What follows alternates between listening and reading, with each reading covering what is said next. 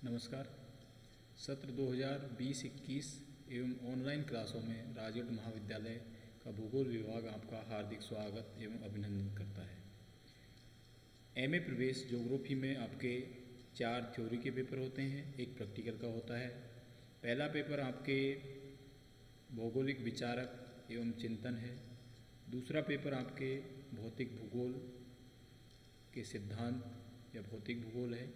तीसरा पेपर आपके आर्थिक भूगोल के सिद्धांत। ये तीनों कंपलसरी पेपर हैं। भौगोलिक विचारक पहला पेपर, सेकंड पेपर आपके फिजिकल ज्योग्राफी, तीसरा है आर्थिक भूगोल के मूल सिद्धांत और चौथा पेपर आपके ऑप्शनल होता है। उसमें एक ग्रुप है, लेकिन हमने हमारे महाविद्यालय में पर्यावरण भूगोल को चला रखा है। ऑप्शन और भी हैं, लेकिन ये पेपर आपको थोड़ा इजी भी रहेगा।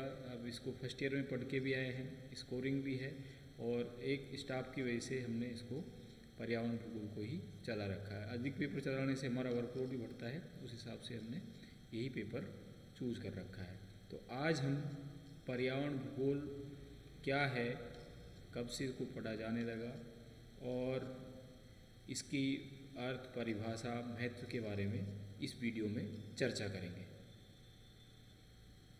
पर्यावरण भूगोल का उद्भव भूगोल की नई शाखा के रूप में 80 के दशक में हुआ। पर्यावरण समस्या आज एक विश्वव्यापी चुनौती के रूप में मानी जा रही है, क्योंकि ये हमारे अस्तित्व से जुड़ी हुई है। पर्यावरण का तात्पर्य वह परिवेश जहाँ हम रहते हैं, हमारा आसपास का जो भी वातावरण है, हमारे परि चारों तरफ जो वातावरण है उसको हम पर्यावरण। अब ये विभिन्न इसके स्वरूप हो सकते हैं। हम जैसा सोचते हैं कि हम किस संदर्भ में, आपके फिजिकल वातावरण के सोचते हैं, एजुकेशन के वातावरण के सोचते हैं, सामाजिक वातावरण के बारे में सोचते हैं, या हम राजनीतिक वातावरण, तो हम जैसा सोचते हैं, चाहे पारिवारिक वातावरण, तो जैसा सोचेंगे हमें उसी प्रकार के पर्यावरण का हमें सामना करना पड़ेगा, या हमारे पास में उसी प्रकार का पर्यावरण उपलब्ध होगा। इसके अंतर्गत वायु, जल, भूमि, पेड़ पौधे एवं जीव जंतु आते हैं। ये संपूर्ण, क्योंकि पर्यावरण में सारी चीज़ों की उपस्थिति, हम खुद मनुष्य है तो भी आपका वायु है, जल है, भूमि है, पेड़ पौधे हैं, विभिन्न प्रकार के जीव जंतु हैं, तो ये संपूर्ण परिमंडल इसमें अंदर आता है। प्रकृति तथा मानव का संबंध पुराना है।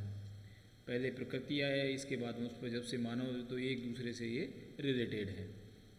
प्रकृति भारतीय संस्कृति का अभिन्न अंग रही है।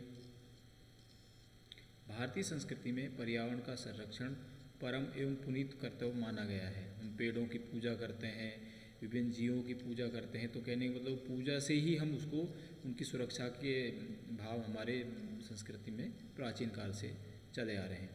प्रकृति हमारे लिए और हम प्रकृति के लिए, ये मान्यता भारतीय दृष्टि से प्रचलित है।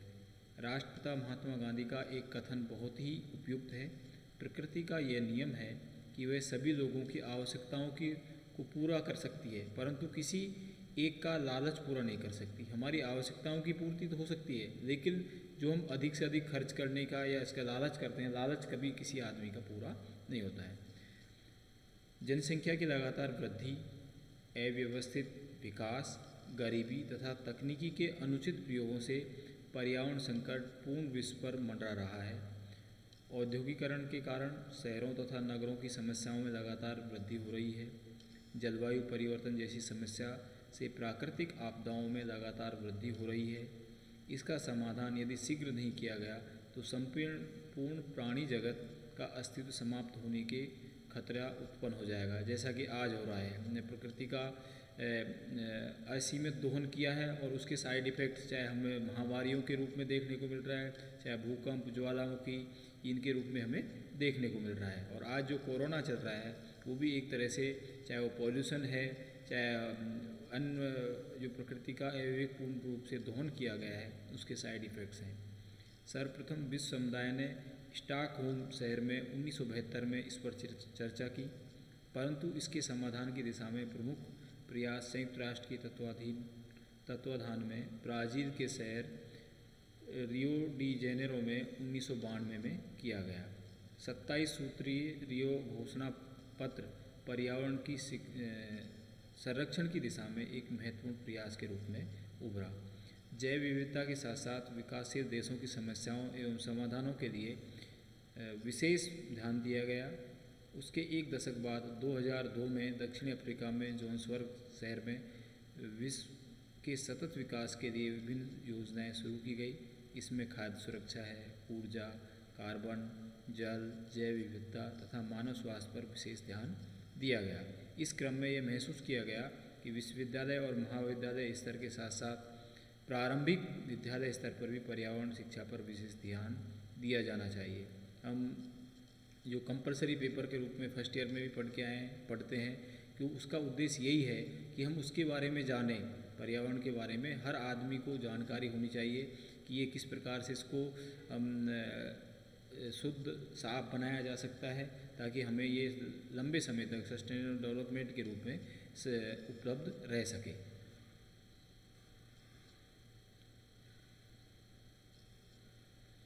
आयोग के प्रयास से बीए, बीएससी स्तर पर पर्यावरण पाठ्यक्रमों की महसूस की गई और भारत के मुख्य विद्यालयों में इसकी पढ़ाई शुरू की गई। आगे हम देखते हैं पर्यावरण भूगोल, परिभाषा, विषय क्षेत्र, प्रकृति, इसका अन्य प्राकृतिक सामाजिक विज्ञानों से संबंध। तो ये आपका पहला चैप्टर है इस यूनिट का। तो इसमें सबसे पहले इसका उद्देश्य क्या है, पर्यावरण एवं पारिस्थितिकी का अर्थ, प्रकृति का स्पष्ट करना, पर्यावरण इस टॉपिक का पर्यावरण भूगोल की परिभाषा, क्षेत्र प्रकृति का विवेचन करना, पर्यावरण भूगोल की भौतिक एवं सामाजिक विज्ञानों से संबंध स्थापित करना। पर्यावरण पृथ्वी पर जीव जगत का आधार है, क्योंकि सारे जीव उसी में रहकर जीवित रहते हैं। अपनी एक्शन रिएक्शन, कार्य प्रतिक्रिया वो उसमें करते रहते हैं। उपयुक्त वातावरण में जीवन विकसित होता है। यह क्रम विकास के प्रारंभिक काल से वर्तमान तक जारी है और भविष्य में भी जीवन का आधार यही रहेगा।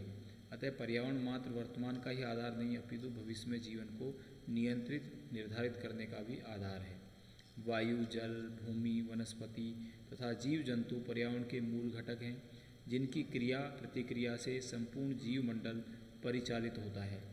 जीवमंडल में जीवन का उद्भव, विकास, विलुप्त होना इस तथ्य पर निर्भर करता है कि प्रकृति अथवा प्राकृतिक वातावरण के साथ उनका कितना समन्वय या सामंजस्य है। यदि प्राकृतिक वातावरण को हानि पहुंचती है और पारिस्थितिक तंत्र में व्यतिक्रम आता है, तो उसका विपरीत प्रभाव न केवल जीव जगत पर पड़ता है, अपितु उसकी नैसर्गिक क्रियाओं में भी अवरोध प्रारंभ हो जाता है, जो विनाश का कारण बनता है। वर्तमान युग में जहाँ एक और वैज्ञानिक, तकनीकी, औद्योगिक प्रगति हो रही है, कृषि में क्रांतिकारी परिवर्तन हो रहे हैं, वहीं जनसंख्या का दबाव भी अत्यधिक होता जा रहा है। फलस्वरूप पर्यावरण का अवकर्षण का संकट मंडरा रहा है। विकास प्रकृति का नियम है तथा ये निरंतर होना चाहिए, किंतु विकास का पर्यावरण पर विपरीत प्रभाव पड़े या विकास विनाश का कारण बने तो ये आवश्यक है कि इसी कारण पर्यावरण में विविध पक्षों का अध्ययन आवश्यक है। आज विभिन्न प्राकृतिक और सामाजिक विज्ञान कर रहे हैं, जिनमें भूगोल भी प्रमुख है। ज्ञान विज्ञान के विकास एवं विस्तार के साथ ही विभिन्न विषयों में शाखाओं, उपशाखाओं, विशिष्ट शाखाओं का विकास होना सभी विषयों की आधुनिक प्रवृत्ति है। इसी क्रम में भूगोल में विभिन्न शाखाओं, विशिष्ट शाखाओं का विकास होता गया और पर्यावरण पारिस्थितिकी और भूगोल अथवा पर्यावरण पारिस्थितिकी भूगोल या भूगोल के व्यवहारिक पक्ष में के झुकाव को इंगित करता है, क्योंकि इसमें मात्र पर्यावरण मात्र के संबंधों का अध्ययन ही नहीं होता, अपितु वर्तमान में उपस्थित पर्यावरण की समस्याओं की ओर ध्यान आकर्षित किया जाता है तथा उनका विश्लेषण किया जाता है, उनके समाधान का मार्ग प्रस्तुत किया जाता है।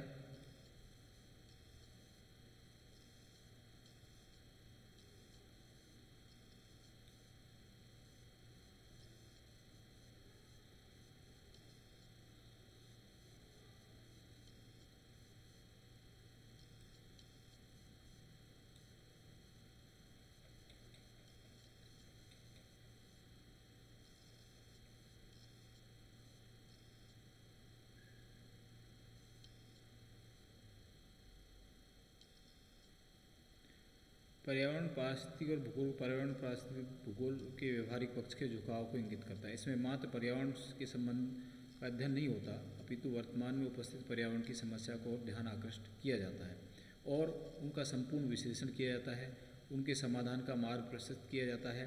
पर्यावरण विभिन्न भौतिक घटकों का समूह है।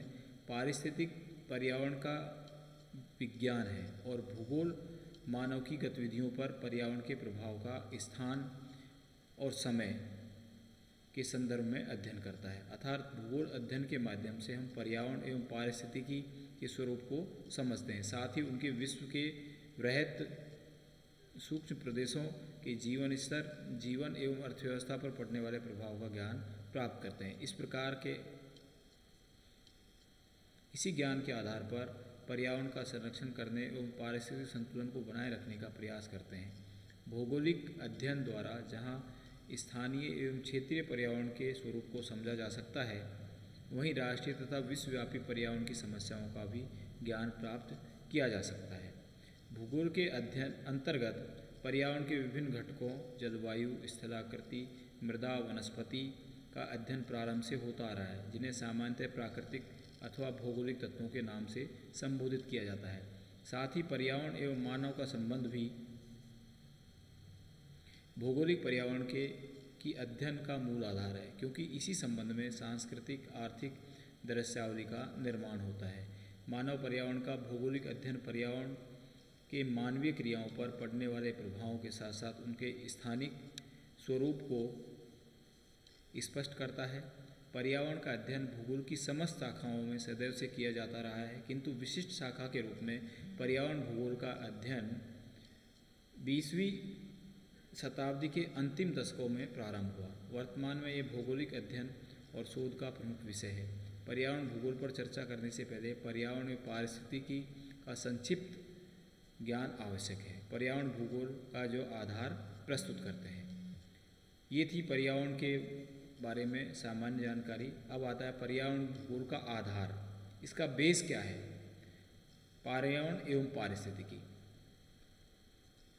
पर्यावरण से तात्पर्य वह वातावरण जिसमें संपूर्ण जगत या ब्रह्मांड का जीवन जगत घिरा हुआ है। हमारे चारों ओर जो घिरा हुआ है वायुमंडल, पर्यावरण, ये संपूर्ण आपका ब्रह्मांड पर्यावरण कहा जाता है। दूसरे शब्दों में संपूर्ण पृथ्वी का जीवन एक आवरण से आवृत है। संपूर्ण पृथ्वी का जीवन जिसमें जीव, मनुष्य सारे शामिल हैं और वो एक सिस्टम से आवृत है। इसी को इसे परिचालित करता है और स्वयं भी प्रभावित होता है। पर्यावरण अंग्रेजी के शब्द एनवायरनमेंट का अनुवाद है, जो दो शब्द एनवायरन ENVIRON और MENT के मेल से बना है, जिसका अर्थ क्रमशः इन सर्किल या ऑल राउंड, चारों तरफ और घेरे हुए वह पर्यावरण है। शाब्दिक दृष्टि से इसका अर्थ सराउंडिंग है, जिसका तात्पर्य चारों ओर से घिरे हुए। यहाँ प्रश्न होता है कि किसे घेरे हुए या किस चीज़ के द्वारा घिरे हुए। संपूर्ण पृथ्वी का मंडल, संपूर्ण पृथ्वी वायुमंडल से आवृत है। इसी प्रकार धरातलीय जीव, स्थल, जल, वायु इनके विभिन्न घटकों द्वारा आवृत है। संपूर्ण जीवमंडल जैविक एवं अजैविक घटकों द्वारा आवृत है। संपूर्ण जीवमंडल वृहत रूप में स्थलमंडल, जलमंडल और वायुमंडल से संबंधित है और भौगोलिक पर्यावरण का मूल है। पर्यावरण किसी एक तत्व का नाम नहीं है, अपितु अनेक तत्वों का सामूहिक नाम है।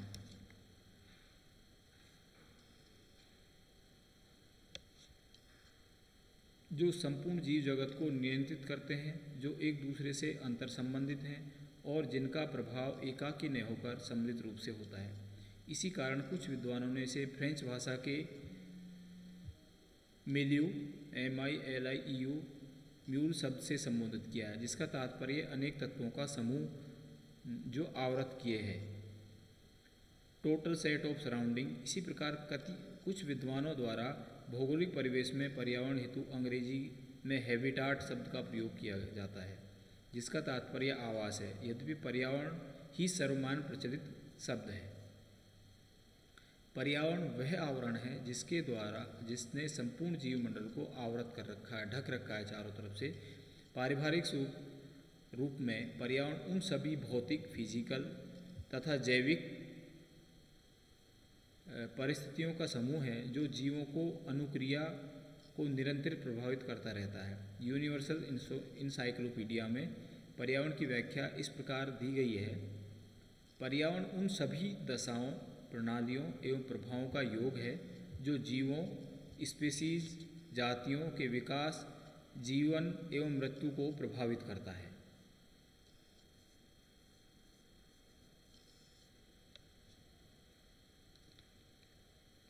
दूसरे शब्दों में इसे इस प्रकार कहा जा सकता है कि जीवों को प्रभावित करने वाले बाह्य प्रभावों का योग पर्यावरण है, जिसमें प्रकृति की भौतिक एवं जैविक शक्तियाँ सम्मिलित होती हैं, जिनसे जीव सदैव आवृत रहता है, ढका रहता है, घिरा रहता है।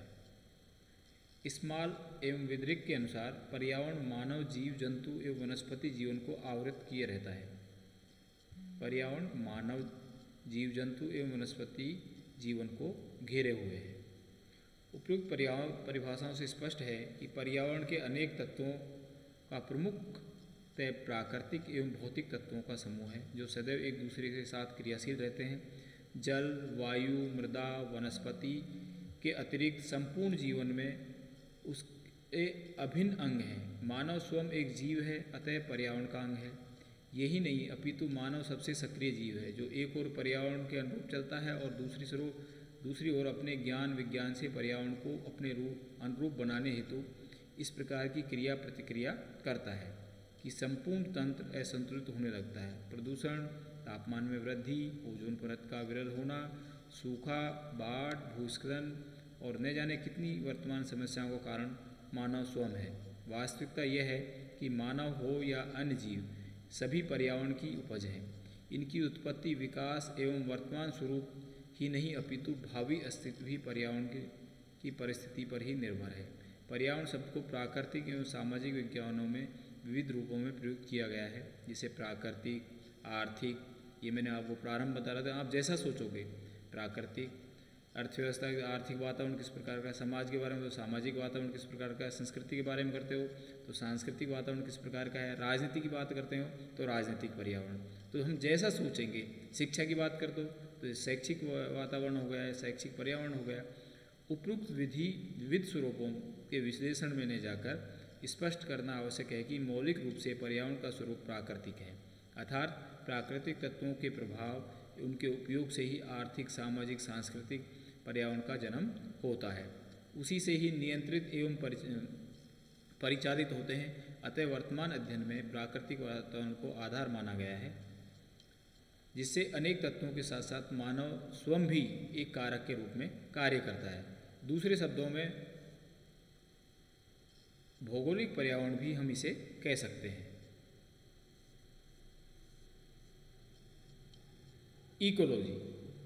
इकोलॉजी भी इसी का पार्ट है, पारिस्थितिकी, जिसका सबसे पहले E.G. टांसले ने इसका उपयोग किया था 1935 में। पारिस्थितिकी पर्यावरण अध्ययन का विज्ञान है जो प्रकृति के दो तत्व जीव एवं पर्यावरण, प्रकृति के दो तत्व जीव एवं पर्यावरण हैं जो पृथक पृथक होते हैं, एक दूसरे पर निर्भर करते हैं तथा अनेक जटिल क्रिया प्रतिक्रियाओं को संपन्न करते हैं। इनका अध्ययन प्राचीन काल से होता रहा है। ग्रीक विचारकों जैसे हिप्पोक्रेटिस, अरस्तु आदि ने इन पर विस्तार से विचार व्यक्त किए हैं, किंतु पारिस्थितिकी एक पृथक व्यवस्थित अध्ययन के रूप में नवीन विज्ञान है, जिसको प्रारंभ में जीव विज्ञानवेताओं ने अपनाया और वर्तमान में एक विशद बहुआयामी शाखा के रूप में प्रतिष्ठित है। इकोलॉजी शब्द ग्रीक भाषा के शब्द से बना है, जो आइकोस घर या रहने का स्थान और दूसरा है लोगोस, उसका मतलब है अध्ययन करना, स्टडी करना। दूसरे शब्दों में आवास, हैबिटाट, जहाँ जीवन बसता है, उनकी परिस्थितियों या पर्यावरण का न केवल वर्णन अपितु प्रभाव का समुचित विवेचन करना ही पारिस्थितिकी का उद्देश्य है, अर्थात यह एक व्यवस्थित पर्यावरण विज्ञान है। पारिस्थितिकी की प्रकृति एवं क्षेत्र को इस प्रकार परिभाषित किया जा सकता है।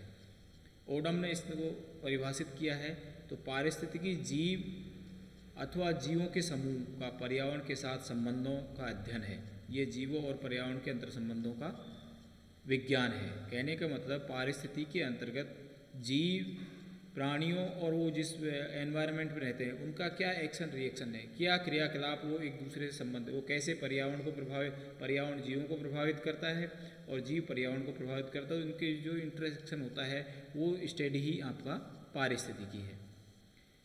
इनसाइक्लोपीडिया ऑफ ब्रिटानिया के अनुसार पारिस्थितिकी वह विज्ञान है जो जीवों के एक दूसरे के संबंधों तथा उन तत्वों का अध्ययन करता है जो पर्यावरण के अंग हैं।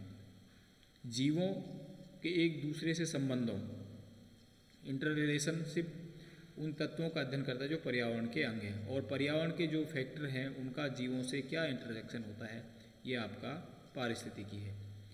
पीटर हेगेट ने इसको परिभाषित करते हुए लिखा है कि पारिस्थितिकी पादप एवं जीव जंतुओं का पर्यावरण से संबंधों का अध्ययन है। पारिस्थितिकी पादप और जीव जंतुओं का पर्यावरण से जो इंटरेक्शन है, संबंध है, उसका अध्ययन है।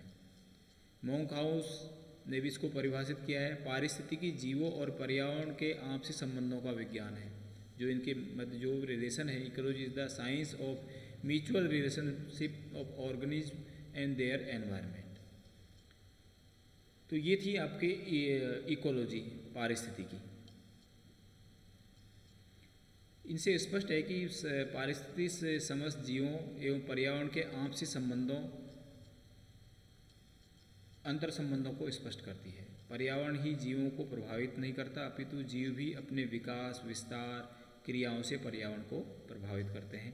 पारिस्थितिकी पूर्व में केवल पादप एवं जंतुओं के अध्ययन तक सीमित था, किंतु अब इसकी अनेक शाखाएं विकसित हो गई हैं, जहां एक व्यवहारिक विज्ञान बन गया है। पर्यावरण भूगोल के लिए पारिस्थितिकी के स्वरूप का ज्ञान होना आवश्यक है। इसी आधार पर इसके अनेक तथ्यों का विश्लेषण किया जाता है। आगे आता है आपके पर्यावरण भूगोल की परिभाषा, डेफिनेशन ऑफ एनवायरनमेंट ज्योग्राफी। पर्यावरण भूगोल का मूल आधार पर्यावरण एवं पारिस्थितिकी है। इन दोनों पर ये बेस है, पर्यावरण और इकोलॉजी, जिसे भौगोलिक परिवेश में प्रस्तुत किया जाता है। भूगोल में संपूर्ण पृथ्वी के वातावरण का अध्ययन तथा उसका मानवीय क्रियाओं पर प्रभाव, स्थलगत विश्लेषण, स्पेटियल एनालिसिस, स्थानिक विश्लेषण, पर्यावरण के विभिन्न तत्व, इसमें उच्चावच, जलवायु, प्राकृतिक वनस्पति, मृदा, जल राशियाँ आदि पारिस्थितिक तत्व भी हैं जो हैं और भौगोलिक तत्व भी, तथा वास्तविकता यह है कि ये तत्व इन दोनों विज्ञानों का आधार है। पारिस्थितिकी को पूर्व में केवल वनस्पति एवं प्राणी विज्ञान का ही क्षेत्र माना जाता था, किंतु वर्तमान समय में पारिस्थितिकी का अध्ययन ज्ञान विज्ञान की प्रत्येक शाखा से है और इसका सर्वाधिक उपयोग मानवीय क्रियाओं के अध्ययन में किया जाता रहा है। इस कारण आज मानव पारिस्थितिकी, ह्यूमन इकोलॉजी, सामाजिक पारिस्थितिकी, सोशल इकोलॉजी की चर्चा की जाती है। इसमें अनेक समस्याओं का निराकरण पारिस्थितिकी किरण के माध्यम से करने का प्रयास किया जाता है। निस्संदेह आज के ज्ञान विज्ञान का केंद्र मानव और वर्तमान भूगोल के पर्यावरण के साथ सामंजस्य का अध्ययन ही नहीं करता, अपितु मानव द्वारा पर्यावरण के शोषण तथा उसके अद्भुत समस्याओं का अध्ययन भी करता है। यहाँ उनका पारिस्थितिकी से घनिष्ठ संबंध स्थापित हो जाता है। जैसे विद्वान मूरे ने कहा है कि पारिस्थितिकी अनेक विषयों के सीमांतों पर स्थित है, उसमें भूगोल की अनेक शाखाएं सम्मिलित हैं। विश्व प्राकृतिक पारिस्थितिकी का वर्णन भूगोल की प्रारंभिक अवधारणा रही है। इस प्रकार मानव पर्यावरण के आपसी संबंधों को लेकर भूगोल में अनेक विचारधाराओं का जन्म हुआ। समय के परिवर्तन, ज्ञान के विकास, तकनीकी एवं विज्ञान विकास से पर्यावरण उपयोग में वृद्धि के साथ साथ भूगोल में कार्य कारण, कॉज एंड इफेक्ट का विश्लेषण का प्रादुर्भाव हुआ। फलस्वरूप अन्य विज्ञानों के साथ साथ भूगोल की विविध शाखाओं का विकास हुआ, जिनमें आर्थिक एवं पर्यावरण भूगोल की सामाजिक भूगोल की शाखाओं के अतिरिक्त प्राकृतिक भू-आकृति विज्ञान, जलवायु विज्ञान, जैव भूगोल, पादप भूगोल, पारिस्थितिकी एवं पर्यावरण भूगोल आदि का विकास हुआ। इन सभी का मूल उद्देश्य भौगोलिक पर्यावरण का विविध प्राकृतिक एवं मानवीय क्रियाओं पर केवल सैद्धांतिक विवेचन प्रस्तुत करना नहीं, अपितु उनसे संबंधित समस्याओं का निराकरण सुझाना है। दूसरों शब्दों में हम कहें कि व्यवहारिक स्वरूप का विकास। भूगोल में अब तक जो विशाल ज्ञान एकत्रित किया है उसको वर्तमान में उपयोग में लाया जा रहा है। जैसा कि रूसी भूगोलवेत्ता गेरासिमोव ने लिखा है, भूगोल में प्राकृतिक दशाओं तथा समाधानों की विशाल विश्वव्यापी सूचना का भंडार है, जिनका उपयोग भूगोल की विविध शाखाओं में ही सहज में ही कर सकती है। पर्यावरण में पारिस्थितिक भूगोल इस क्रम में एक कदम है, अर्थात विशद पर्यावरण संबंधी सूचनाओं का विभिन्न समस्याओं के निराकरण तथा पर्यावरण के उचित प्रयोग में सहायता करना। वास्तव में पारिस्थितिक पर्यावरण का विज्ञान है और भूगोल इन्हीं समय और स्थानों के परिवेश में न केवल अध्ययन करता है अपितु समस्याओं का युक्ति संगत समाधान भी प्रस्तुत करता है। भूगोल और पारिस्थितिकी का आधार वातावरण होने के कारण ये एक दूसरे के पूरक हैं। भूगोल में पर्यावरण का अध्ययन प्राचीन काल से होता है, किंतु नवीन परिप्रेक्ष्य में अर्थात पर्यावरण मानव तकनीकी ज्ञान अर्थात पारिस्थितिकी के संदर्भ में जहाँ अन्य विषय अग्रणी हो गए हैं, भूगोल कुछ पिछड़ गया है, किंतु क्रमिक रूप में इसे पुनः स्थापित करने में भूगोलवेत्ता प्रयत्नशील है। भूगोल में पर्यावरण संबंध में स्टेलर ने अपने विचार दिए हैं। भूगोल का मूल आधार मानव और क्षेत्र स्थल का सूत्र है। इसी के साथ मानव का पृथ्वी के पर्यावरण के साथ संबंध भूगोल का आधार है। यह इसलिए और महत्वपूर्ण है कि यह संबंध क्षेत्रीय विवरण रखता है। भूगोलवेत्ताओं की मानता है कि जीवन में उत्तमता का स्थान पर भिन्नता रखता है और प्रदेश की संबंधता विपन्नता का कारण पर्यावरण की धारक क्षमता पर निर्भर करता है। हम जानते हैं कि भूगोल क्षेत्रीय विभिन्नताओं का विज्ञान है और उस क्षेत्रीय विभिन्नताओं में हमें अनेक प्रकार के चाहे आर्थिक सामाजिक कारक हैं उन सब में अंतर मिलता है और उसका हम सिस्टमेटिक अध्ययन इसमें करते हैं। भूगोल को परिभाषित करते हुए अनेक भूगोलवेत्ताओं पर्यावरण के आंतरिक संबंधी परिभाषा, विषय क्षेत्र एवं स्थानगत वितरण पर विचार व्यक्त किए हैं। इसमें अकरमैन ने लिखा है, भूगोल का उद्देश्य संपूर्ण मानव जाति और पृथ्वी तल के प्राकृतिक वातावरण के क्रियात्मक स्वरूप को व्यक्त करना एवं समझना है। निस्संदेह भूगोल पृथ्वी तल के विभिन्न पर्यावरण तंत्र को मानव के क्रियाकलापों के साथ अंतर संबंधित कर उनकी व्याख्या करता है।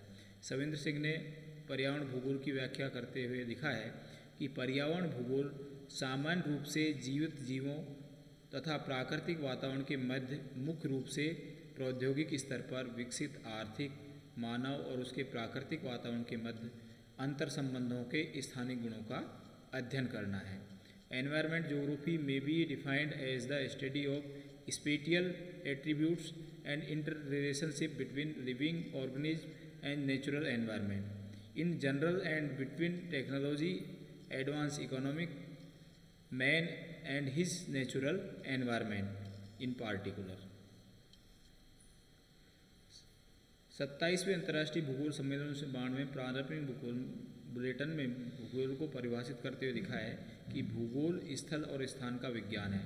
इसकी विषय वस्तु प्राकृतिक मानवीय क्रम है जो विश्व एवं स्थानों के पर्यावरण से को निर्मित करते हैं।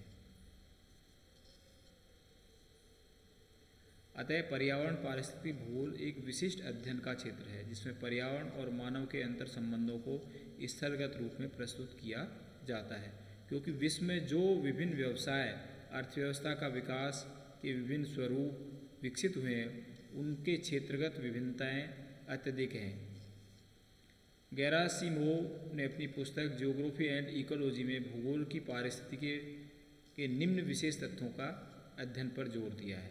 नंबर 1, मानवकृत नियंत्रण अर्थात मानवीय क्रियाओं द्वारा पर्यावरण पर हुए प्रभाव एवं परिवर्तनों पर दृष्टि रखना तथा उनके नियंत्रण एवं नियमन का अध्ययन करना कि मानव के क्रियाओं से पर्यावरण पर क्या प्रभाव पड़ा है और उसको उस पर नियंत्रण और उसका नियमन करना।